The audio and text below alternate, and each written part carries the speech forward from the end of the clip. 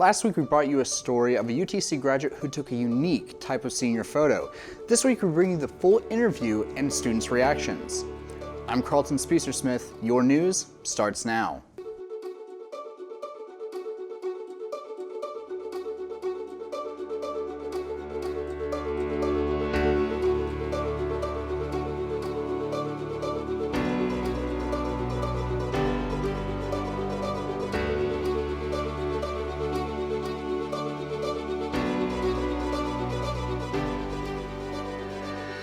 Welcome to this edition of Mocs News. This is our last broadcast for the semester, but before we fade out into the summer, we bring you a story that went viral featuring an upcoming UTC graduate.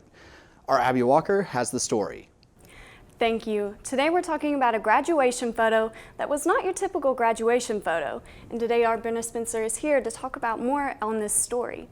Brenna, thank you so much for being here with us today. Thank you for having me. So I want to start with asking you, what was your idea whenever you were beginning to take those photos? Yeah. What drew you to the idea? Yeah, so I wanted my graduation photos to be really personal and kind of reflect who I am.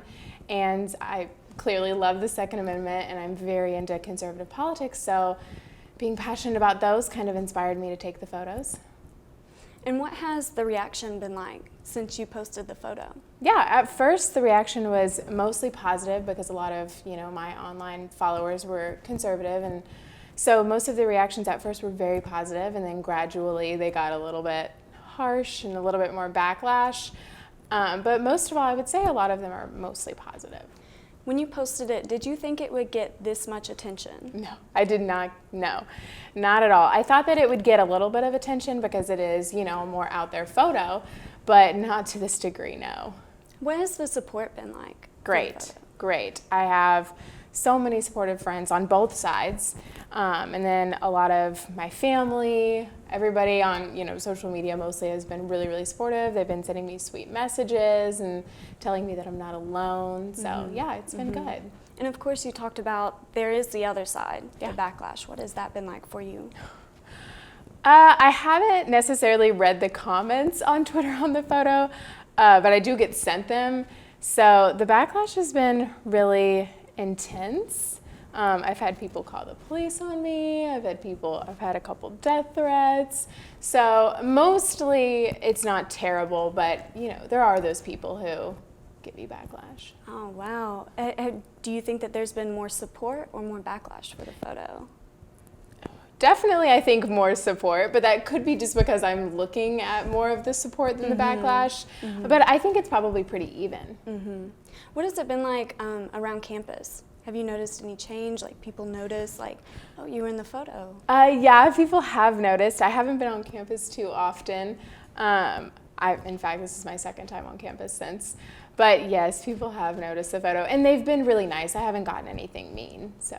Wonderful. What has the support been like from your friends and family? Great. They've been so supportive.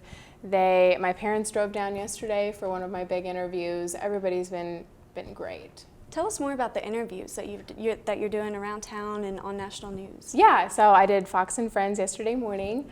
It was amazing. One of my first national TV interview, of course, but it was intense, really fun. I didn't expect it, like I said, to get this big, so I was super nervous, but it was good.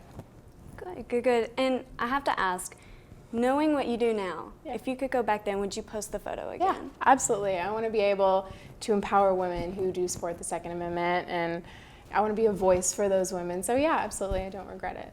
Now, Brenna, you talked about how the support from your friends and family has been really excellent for this journey. Tell us about how your dad's reactions for this. My dad, he actually doesn't have Twitter, but he stays on Twitter constantly, just scrolling through the comments, and he'll send me photos, and he's a very protective dad, so he's like, oh, you need to come home, we need to, so my dad is very scared, but very, very proud.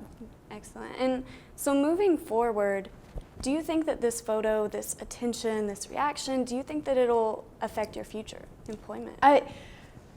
With some employment, probably. Right now I work for a more conservative nonprofit organization, so no, right now currently it doesn't affect my employment. It may affect my employment in the future, but I don't really see it. Right now.